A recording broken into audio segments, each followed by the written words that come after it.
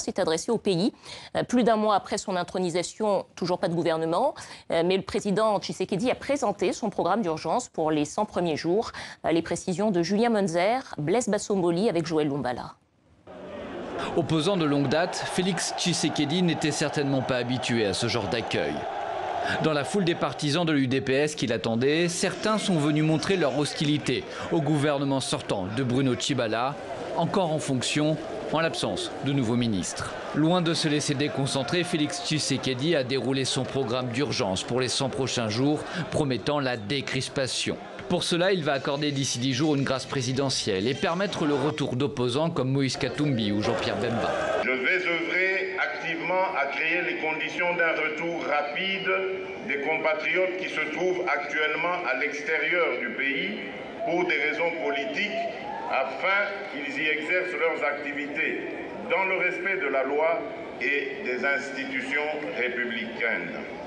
En se glissant dans la peau du bâtisseur, Félix Tshisekedi a promis d'améliorer la vie des Congolais, les infrastructures du pays, la situation sécuritaire, politique et sociale, et surtout de lutter contre la corruption. Je vais veiller à ce que la justice soit administrée par des personnes intègres et aux valeurs morales irréprochables, disposées à lutter contre la corruption.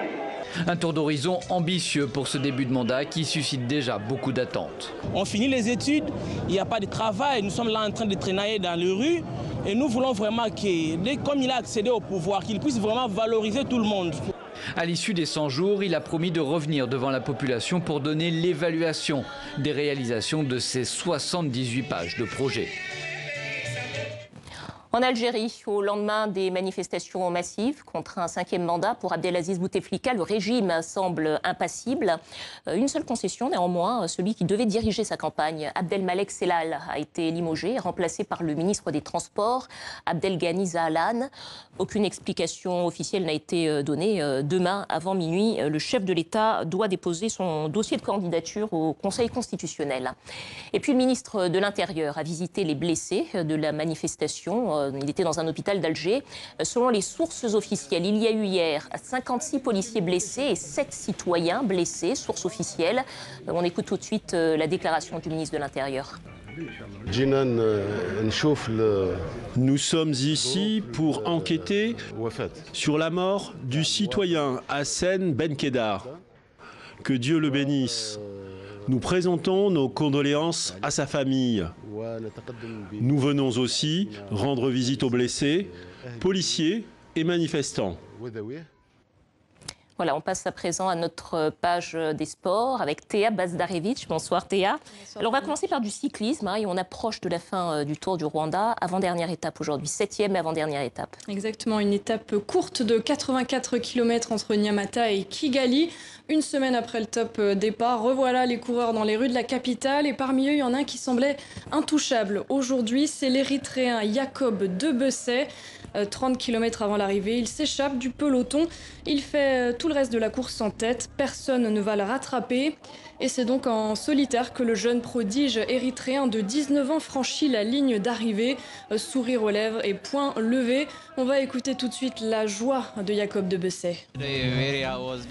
Aujourd'hui, c'était une course très dure, avec de grands écarts dans la ville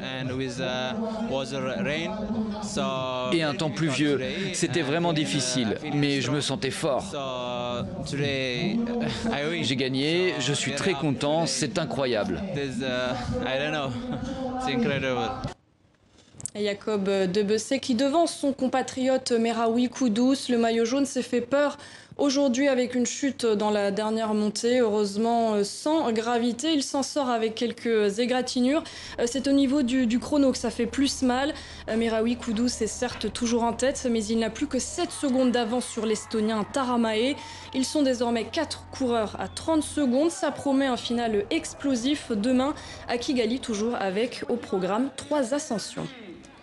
Bon, on va parler de la Ligue africaine des champions, Théa. C'est du foot et il y avait un match en retard ce samedi. Absolument, entre les Égyptiens d'Ismaïli, un temps exclu puis finalement réintégré dans la compétition, et les Algériens de Constantine, match qui comptant pour la 4e journée de la phase de poule.